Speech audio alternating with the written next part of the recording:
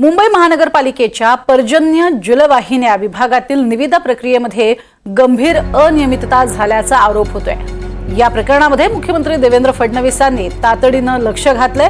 फडणवीसांनी महापालिका आयुक्तांना कारवाईचे आदेशही दिले। विशेष म्हणजे या वादग्रस्त निविदेचा लाभ घेतलेल्या कंत्राटदाराचं कथित संबंध हे उपमुख्यमंत्री एकनाथ शिंदेंशी असल्याचंही बोललं जाते।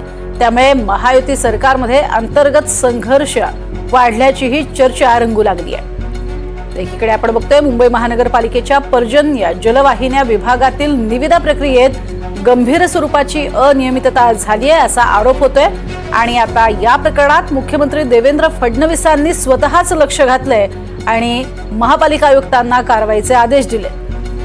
सगळ्यात महत्त्वाची बाब म्हणजे या वादग्रस्त निविदेचा लाभ घेतलेल्या कंत्राटदाराचे संबंध हे उपमुख्यमंत्री एकनाथ शिंदे यांच्याशी असल्याचंही बोललं जाते। त्यामुळे महायुती सरकारमध्ये अंतर्गत संघर्ष वाढल्याची ही चर्चा रंगू लागली आहे। एकीकडे उपमुख्यमंत्री एकनाथ शिंदे यांना टार्गेट केलं जातंय का असाही प्रश्न वारंवार केला जातोय।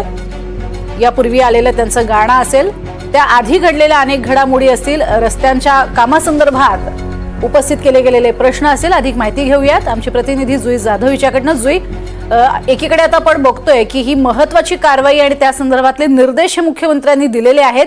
या संपूर्ण प्रकरणासंदर्भातली थोडी माहिती द्याल।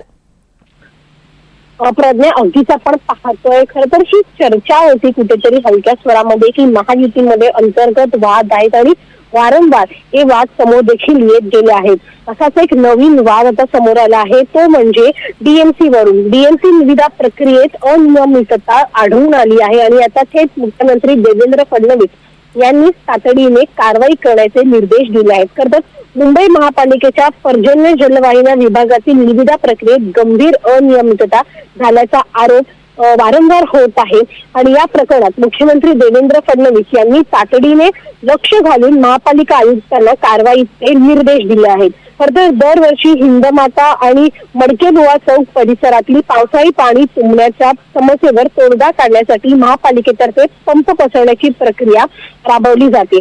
यासाठी महापालिकेचे पर्जन्य जलवाहिन्या विभागातर्फे निविदा मागवण्यात येतात। यंदा ही निविदा मागवण्यात आली होती, मात्र यात अनेक जे आहेत ते मानक निविदा दस्तावेजी उल्लंघन करून ठराविक कंत्राटदारांना फायदा मिळेल अशा अटी घालण्याचा आरोप करण्यात आला आहे। मुख्यतः जर आपण पाहिलं तर मग हे जे सर्व कंत्राटदार आहेत जे वादग्रस्त ठरलेले आहेत त्यांचा संबंध थेट उपमुख्यमंत्री एकनाथ शिंदे यांच्याशी आहे, एकनाथ शिंदे यांच्या गटाशी आहे असं देखील सांगितलं जात आहे। या आधीही मुख्यमंत्री देवेंद्र फडणवीस यांनी महापालिकेत विविध निविदांमध्ये जे हस्तक्षेप होते किंवा जे काही गैरप्रकार होत होते त्याच्यामध्ये लक्ष घालून कारवाई करण्याचे आदेश दिले होते। आता ही शिंदे गटाशी संबंधित काही कंत्राटदारांवर कारवाई याआधी केली होती। त्यामुळे आता एकनाथ शिंदे आणि देवेंद्र फडणवीस यांच्यामधील जो वाढता तणाव आहे महायुती सरकारमध्ये तो कुठेतरी समोर येत असल्याची माहिती देखील मिळते। परंतु थेट आता मुख्यमंत्र्यांनी त्यामध्ये लक्ष घालून कारवाईचे आदेश देखील दिले आहेत। प्रज्ञा, नक्कीच तुर्तास धन्यवाद जुई या संपूर्ण सविस्तर माहितीसाठी।